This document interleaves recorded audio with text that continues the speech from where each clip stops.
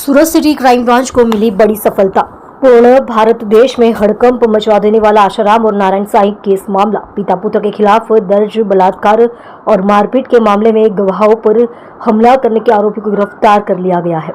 Acid attack, जानलेवा हमला और हत्या के अपराधों में पिछले 10 वर्षों से वांछित चल रहे आरोपी को गिरफ्तार कर लिया गया है। आरोपी युवक तामराज साहू गिरफ्तार। क्राइम ब्रांच ने आरोपी को पकड़ लिया। इस आरोपी पर 50,000 रुपए का इनाम सरकार द्वारा घोषित किया गया था। आरोपी को नोएडा, उत्तर प्रदेश से गिरफ्तार किया गया।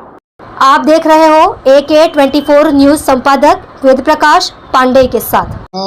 3 જેટલા ગુનાઓ जो જેમાં આરોપી જેના નામ છે તામરાજ સાહુ, એના અલગ અલગ जो તામ્રધ્વજ નામ હતા એલિયાસ તામરાજ સાહુ, અને અત્યારે હાલ જ્યારે પકડાય છે ત્યારે એમના જો રાજ ઉર્ફે સ્ટીફન નામે આપણા નોઈડામાં રહેતા હતા, નામ બદલીને અને અત્યારે બીજા ધર્મ અપનાવીને ધરપકડથી બચવા માટે એના જો સુરત શહેરના ક્રાઇમ બ્રાન્ચના ટીમ જો ડીસીપી મિસ્ટર રોજિયા અને PI પરમાર એના ટીમ દ્વારા જો એને પકડવામાં આવેલા છે।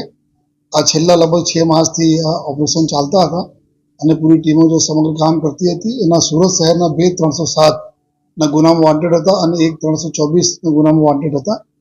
અને એના વિગત સંપૂર્ણ વિગત એવું છે કે આશારામ અને એના પુત્ર નારાયણ સાઈ દ્વારા જો એના વિરુદ્ધમાં ગુનાઓ દાખલ થયેલા હતા રેપ અને અન્ય ગુનાઓમાં। તો જેટલા બી સાક્ષીઓ હતા, જેટલા વિટનેસીસ હતા જોઈએ, તો વિટનેસીસને મારવા માટે જે તે લગભગ 2014ના આસપાસ એક આ લોકો ગેંગ બનાવી, જેમાં એક કાર્તિક નામનો માણસ હતા અને આ તામરાજ હતા અને બીજા અન્ય લોકો હતા, જેમાં કાર્તિક અત્યારે લગભગ છેલ્લા 10 વર્ષથી જેલમાં છે ગુનામાં પકડાઈને। અને આ જો તામરાજ વોન્ટેડ હતા જોઈએ, અને એના પૂરે ગેંગ દ્વારા પૂરે દેશભરમાં જેટલા બી સાધકો હતા, જેટલા બી વિટનેસીસ હતા જોઈએ, એને ટાર્ગેટ કરके મારવાના જો આ લોકોને પૂરા આ પ્લાનિંગ કરે અને પછી એક્ઝિક્યુટ કરતા હતા। આમાં ખાસ કરીને જો એના એમો હતી, આ જો તામરાજને એમો હતી કે જો એના ટાર્ગેટ રહેતા હતા, ટાર્ગેટના ઘરના આજુબાજુ મકાન ભાડે પર રાખી લેતા હતા અને ભાડેમાં રાખીને લગભગ 2-3 માસ એના રેકી કરતા હતા। રેકી કરવા પછી જો એના પર ફાયરિંગ કરીને, ચપ્પુ મારીને અથવા એસિડ અટેક કરીને આ ગુનાઓ કરતા હતા।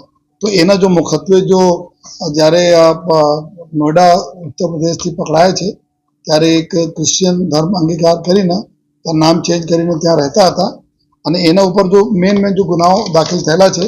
આમાં સુરત શહેરમાં એક 2014માં ખટોદરા વિસ્તારમાં એક બિમલેશ ઠક્કર હતા, જેની વાઇફ બી એક વિક્ટિમ તરીકે હતી जो है। तो बिमलेश ठक्कर ने जो पीठ ना भागे અને જડબા વગેરેના ભાગે પૂરા જો